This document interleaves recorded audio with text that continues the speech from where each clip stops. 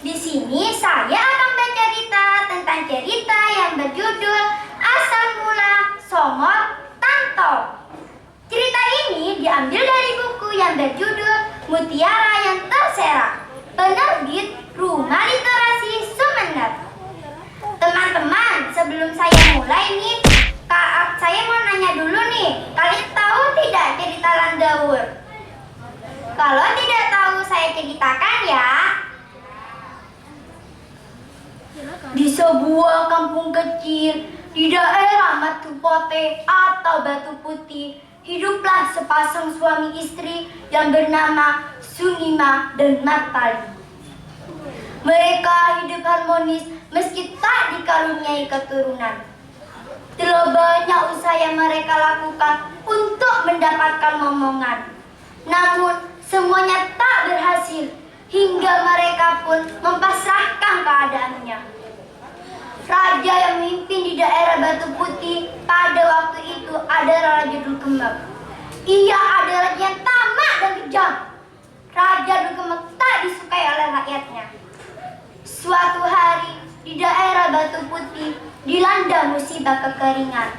Raja Dulkemek memerintahkan kepada rakyatnya untuk mengambil air desa seberang dan dibawa kembali ke istana.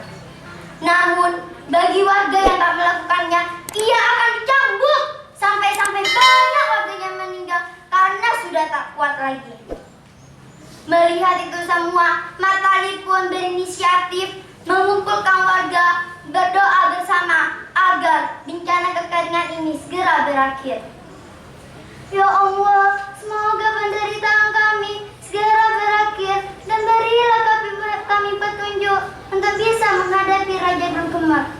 Nah, berkat kegigihan Matali dan warga, akhirnya sebuah mata air ditemukan di lereng Bukit Mentoro.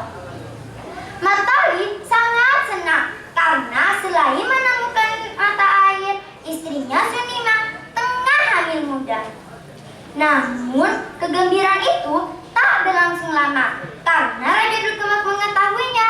Raja pun memanggil prajuritnya. Hei prajuritku, bawalah Matali ke hadapanku. Baik Baginda Raja. Prajurit pun membawa Matali ke hadapan Raja.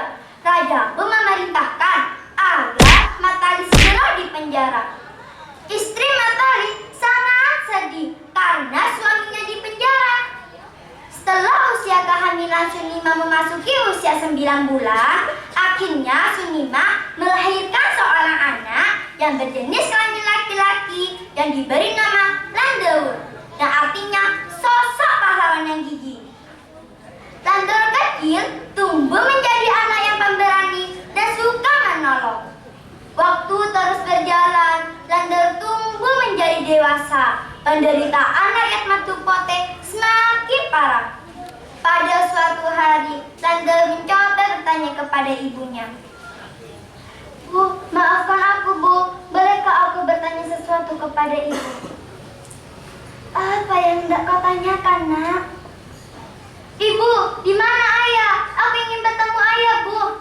Dengan berai air mata, Sunima pun menceritakan perihal keberadaan Matali yang sedang dipenjara. Dan ketika itu juga, Landaur marah dan ingin menemui ayahnya. Bu, izinkan aku untuk menemui ayah sedang dipenjara. Dengan berat hati, Sunima pun mengizinkannya. Baiklah, nak. Setelah mendapat restu dari ibunya, berangkatlah Landaur menuju istana. Namun sebelum ke istana, Landaur memutuskan untuk bersemedi di Astaguranggari. Nah teman-teman, selama bersemedi, Landaur makan apa ya? Landaur hanya memakan sebiji buah siwalan. Ada yang tahu tidak buah siwalan itu apa? Buah siwalan dalam bahasa Maduranya adalah taal. Saya lanjut ya ceritanya. Setelah selesai bersemedi, tiba-tiba dari atas langit terdengar suara sangat aneh. Hei Daud, langkahkanlah kakimu ke arah barat. Lewatilah sawah-sawah dan ladang-ladang warga. Di situ kamu akan sampai di istana Raja Dulkemek. Mendengar suara itu, Landaun pun berjalan mengikutinya. Namun, sewaktu berjalan, Landaun heran dengan perubahan tubuhnya. Semakin lama, tubuh Landaun semakin membesar. Dan saat ia menginjakkan kakinya ke tanah, ia akan tenggelam sedalam 3 meter. Dan saat ia mengangkat kakinya, bekas tapak kakinya memancarkan mata air. Betapa gembiranya penduduk melihat mata air yang memancar sangat deras. Setibanya di istana, semua prajurit kerajaan kaget melihat seorang yang tinggi dan besar menyerupai raksasa yang tak lain adalah Daud.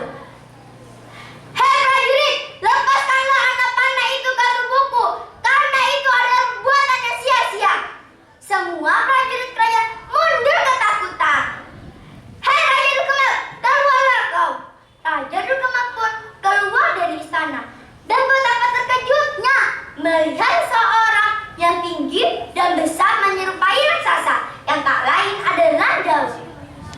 Saat Raja Dukemel kebingungan, tiba-tiba Landaun menghentakkan kakinya. Dan saat itu juga atap istana runtuh. Dan Landaun dan Raja Dukemel mengambil sebilah keris dan menusukkannya ke tubuhnya sendiri.